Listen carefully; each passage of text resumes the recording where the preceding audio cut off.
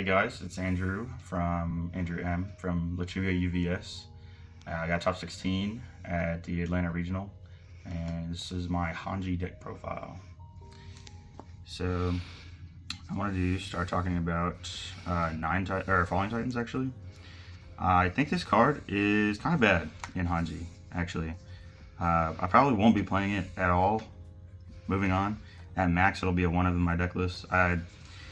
It really doesn't come up in terms of the attacks of what you're trying to do, and you'd only play 1 just because you're playing 3 Beast Titan attacks. You just go get whatever you want. Most of the time it's Rock Barrage, but I guess if you have a crazy board in the late game, it comes up to go pick up the 1 of this. Yeah, it's a big throw.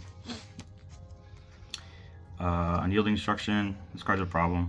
I don't know why it got printed. But I'm going to abuse it until, it's gone. Card's crazy. Another card that sets up your win condition and kind of does everything else for you is Rock Barrage.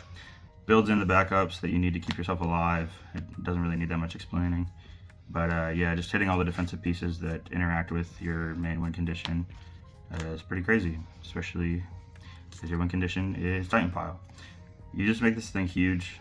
There's times where I've literally just been like, oh, I have 6 Titan backups, give it 12, and then just first enhance, double it, and one-shot somebody. It's pretty awesome.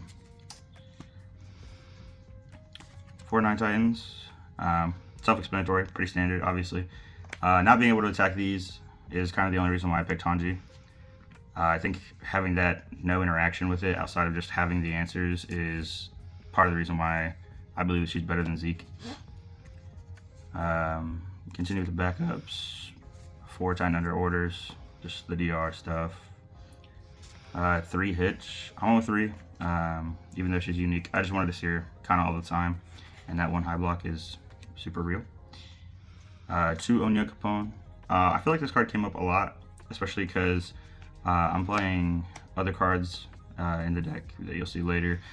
Just the first enhance, making everything not count whenever you're trying to string with your 5 diffs, or if you are blocking and stuff like that in your opponent's turn, which you should be doing a lot more often than people think. 4 Rank of Titans. It's honestly in here because it is a 1 diff and a low block that has the Titan keyword. The low block came up a lot. I think lows are really, really good right now, obviously with DJ in the format and different things like that, but the damage pump comes up for sure. And the last one was 2 of the 2 meter, 2 to 3 meter. The speed's pretty good. Can't complain for sure. Sometimes I would just build this in instead of 9 Titans, ironically, because I would already have like 2 or 3 of them, and this would just get me there for the speed. It also just makes your opponent randomly have to block when they really don't want to, or just randomly eat 6 damage and you just build out. 3 copies of Driven by Retribution. Holy crap, this card did like everything in every matchup. It's good against Deku 6, it's good against Godzilla, it's good in any of the backup decks. It's just a great card. It does everything for everybody. It stops cards from going to momentum that you don't want them to, like Kraken, and it's ridiculous. Yeah. 2 Desperate Struggle. I probably will not be maining this card at more than a 1 of from now on, and just side the rest. It's a really good card. It comes up, but it's kind of it kind of just sits there as a similar to Moment of Normalcy that your opponent does have to respect, but I feel like if it was just a 4th copy of Driven, I would have enjoyed that more. It does still check the 9 Titans decks and the Deku 6 matchup, but outside of that, I feel like it got sided out a lot. 4 copies of Loyalty of a Friend. I can't imagine a world where I probably play less than 4 of this card. It is game changing for sure. It kind of does everything you want it to do. It is another reset, but better. This card not having a cap is incredible. And if your opponent does control you out of the game, like by sealing your 9 Titans or sealing your Unyieldings and things like that, and they go into Deadlock, this card's Deadlock is ridiculous, and almost nobody remembers it. And it will just win you a game for sure. Dramatic Exit. This card is like a guaranteed block if you resolve it, or it's just a guaranteed this attack's going to hit my opponent. It's a great way to finish the game and close it out. if you just want to, if you have to double the damage on the Titanpile, you just turn this thing sideways, and it's, you know, most of the time unblockable, and they can't do anything really about it unless they have a resetter, runaway, or something. 2 Moment of Normalcy. I just wanted to see it more often, so I played 2. Card's pretty good. 2 Killing the Old Ways. I was on 3 originally. I just feel like if you ever see this card in multiples, it feels super bad. And I feel like I needed all my foundations to be as high impact as possible, especially just the way that the format is right now. I want my opponent to have a terrible time choosing between all of my foundations. And this just saying a first form flip into like a Rock Barrage, saying my opponent's whole board is essentially gone. It's pretty great. I also like the interaction with you being able to do this and then tapping something your opponent wants to keep up after you just play Unyielding immediately after. And so then they're forced to choose between a committed foundation now and a readied one, which is super underrated. 4 Forcing Surrender. I could probably write a novel about why this card was amazing all weekend, to be honest. It came up against the Equipment Heist decks, obviously, but it just is a house, honestly. If I get breakered, I can just build anything I want to, clear it, and then I keep going. My opponents just had to respect this card all weekend, and it kind of automatically won some of the Equipment Heist matchups. Yeah, it felt amazing. I will be sad whenever it rotates, because then I don't know what I'm going to do against the Equipment Heist decks, but I guess I'll just hold on. I played, as my last foundation, 1 copy of Outnumbered. This was just an amazing toolbox card, to be honest. It just lets you go get more of your foundations. It comes up sometimes whenever you're just like, wow, my hand's a little messy. I can just go get whatever block zone I want. You know, with like Loyalty of a Friend having breaker, or you didn't have any lows, so you can just go get like a low block. It's really good. I feel like I have to play this card at 1 at least. 1 Airship. Yeah, this card's crazy. Being able to just pick up Filled with Doubt, being able to pick up Unyielding Destruction, Rock Barrage, and this just being your first enhance, it's pretty crazy.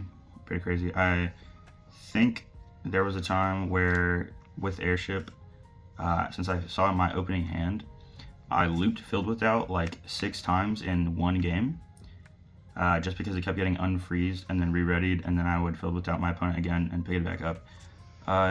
This card's gross. Speaking of cards that are gross, I played 4 Filled with Doubt. I think this was correct.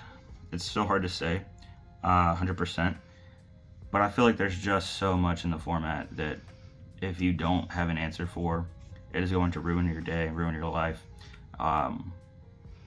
And Violent Anima Shot is just the worst thing in the world for this deck. I'm going to be honest.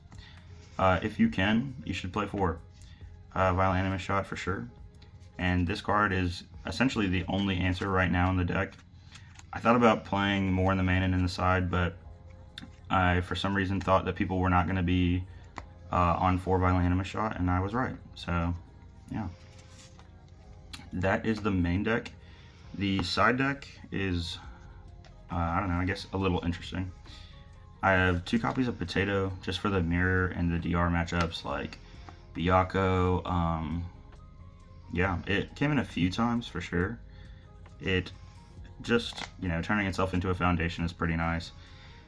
And if you do block with it, you do get to gain a life, so that can come up for sure. But yeah, it was pretty great, to be honest. Whenever I did see it, it won me a game, so can't complain. 2 Heroes Upbringing. Oh man, this card came in so often. Just being able to seal your opponent's character is obviously like a ridiculous effect. And the amount of times that people actually make the response trigger, like being able to be activated, is way, way, way more than people think. Yeah, being able to seal just like Rodons, Ghidorahs, just anybody. It's kind of whenever those defensive characters, their whole game plan is part of just their character, and you're just like, yeah, no, I'm good. It's great. I played 2 copies of Frantic Rescue, mostly for the string decks like Porco. like Pony, that are just trying to really aggro you down early for turn 2 and sometimes turn 3 if you can slow them down enough.